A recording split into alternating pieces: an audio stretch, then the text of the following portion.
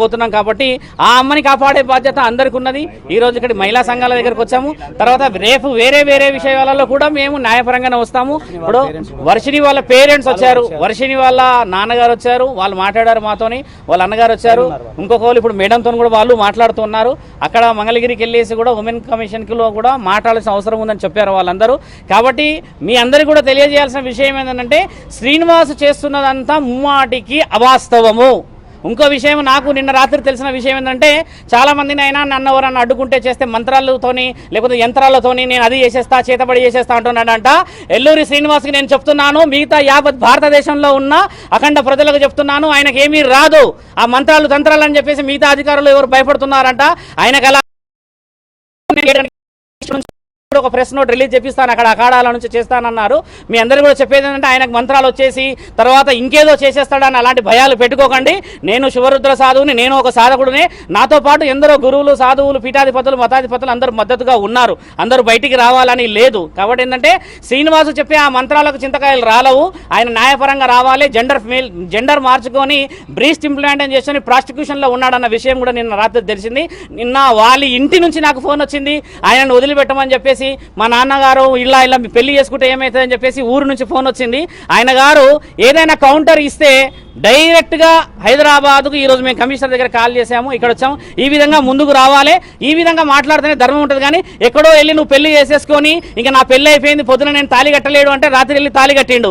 అలాంటి పెళ్లి చుట్టుపక్కల చూడండి. ఆయన గారు ఏదో పెద్ద చేసేస్తాడని అంటే అడవిలోకి వెళ్ళేసి అనామకులైన మనుషుల మధ్యలో చేరేసి ఒక పెళ్లి వీడియో పెట్టిండు. పురుషాంగం లేని నీకు పెళ్లి అవుతుంది, ఆ పెళ్లికి విలువ లేదని తెలుసు. శాసన గ్రంథాల్లో లీగల్ గా కూడా ఉంది.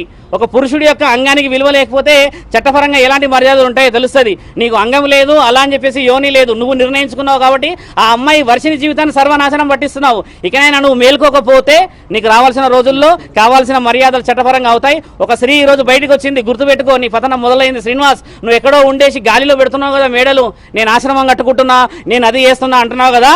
శివరుద్ర సాధువు నేను మాటిస్తున్నా, ఆశ్రమం నువ్వు ఎలా కడతావో నేను చూస్తా. ధర్మం అనేది ఇంకా బతికి ఉన్నది కదా. సాధు సంతులందరినీ ఏకం చేసి నీ పతనం పట్టకపోతే నా పేరు శివరుద్ర సాధువు కాదు. అఘోరా తత్వం వేసుకొని, జుట్టు వేసుకొని, రుద్రాక్షలు వేసుకొని, చితాభస్మం వేసుకొని నా తండ్రి పేరును అపవాద చేస్తే ఊరుకునే ప్రసక్తే లేదు.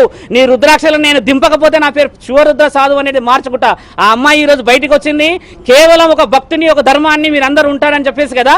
ఆ అమ్మాయి కూడా నేను మాటిచ్చాను, వారం నుంచి 10 రోజుల్లో ఆయనకు సంబంధించిన వివరణలు అన్నిచ్చి చట్టపరంగా ముందుకెళ్తామని చెప్పేసి ఆజాద్ గారు కూడా వచ్చారు. ఈ ఆజాద్ గారు మాట్లాడింది చట్టపరంగా రావాలని చెప్పి. ఏదైనా కూడా ఎంత వివరంగా మేము చెప్తున్నాము, నీకేంటి ధైర్యం లేక ఎక్కడో గుహల్లోకి వెళ్ళి చెట్లలోకి వెళ్ళి వీడియోలు పెడుతున్నావు కదా.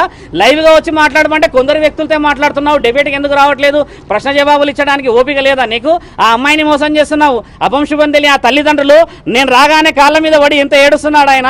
నిన్న నైట్ వాళ్ళ అమ్మకి అక్కడ ఫిట్స్ వచ్చిందట ఆ పెళ్లి వీడియో చూసేసి. ఇలాంటి వాళ్ళ ఉసురు ముట్టి వస్తావు నువ్వు, గుర్తుపెట్టుకో. నిన్ను కన్న తల్లిదండ్రుల ఏలూరి శ్రీనివాస్ అని చెప్పేసి నీ ఊర్లో నీకు విలువ లేదు, అక్కడ బహిష్కరణ చేశారు.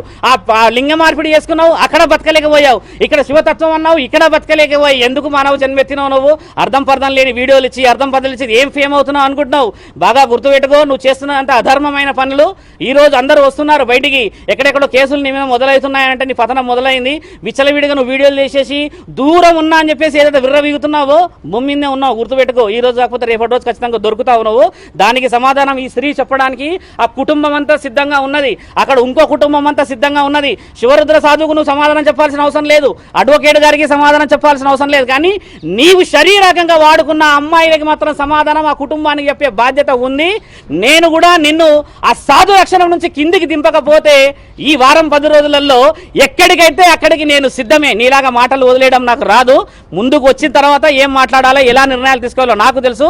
చట్టపరంగా పోతాను కాబట్టి నేను సాధువునయ్యాను. నువ్వు అఘోరి అని పేరు పెట్టుకుంటున్నావు కదా, అసలైన అఘోరాలు వస్తున్నారు. వచ్చినప్పుడు వాళ్ళ చేతిలో నీకు గుండు గీపియకపోతే, నేను చెప్తున్నా కదా, ఈ సనాతన ధర్మాన్ని గెలిపియకపోతే నేను నా తండ్రి పరమశివుడి మీద ఆనేసి చెప్తున్నా, నీ పతనం మొదలైంది శ్రీనివాస్. ఆ అమ్మతో కూడా మీరందరూ మీడియా వాళ్ళు లీగల్గా మాట్లాడండి, లీగల్గా చేయండి. ఆ అమ్మాయిని కాపాడే బాధ్యత అందరి మీద ఉన్నది.